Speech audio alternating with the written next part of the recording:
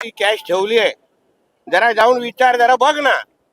कॅशच्या बाबतीचा आरोप हे ठाकरे सेनेचे आमदार किंवा कार्यकर्ते करतात ना, हे सर्वात मोठं जगातलं आश्चर्य आहे.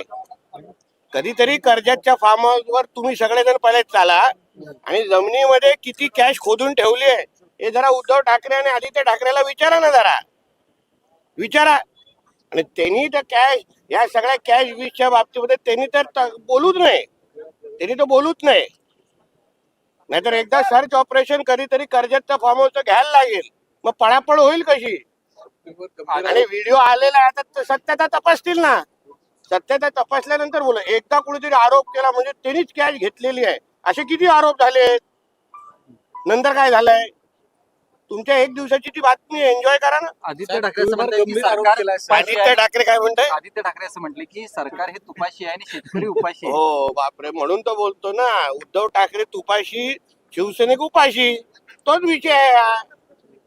म्हणून बोलतो, आदित्य ठाकरेला विचारा कधीतरी, चल तुझ्या कर्जतच्या तुझ्या फार्म हाऊसवर जमीन थोडी खोदून दाखव आणि किती काय काय ठेवलंय आतमध्ये हे कधीतरी बाहेर येऊन दे ना. मग कॅशचा आरोप कोणी करावा याच्यावर कळेल. युतीवाल्यांचे व्हिडिओ बाहेर येत आहेत, महाविकास आघाडीवाल्यांचे व्हिडिओ पेन ड्राईव्ह बाहेर येतात, सगळे तपास कधी बाहेर पडतात. तुला कशाला सांगू. काल चंद्रशेखर बावनकुळेंनी एक विधान केलं की वेगळ्या विदर्भाच्या बाबतीत आमचं काम चालू आहे आणि आमची भूमिका तीच आहे असं त्यांनी स्पष्ट केलेलं आहे. तुम्ही ते प्रश्न त्यांना विचारा ना.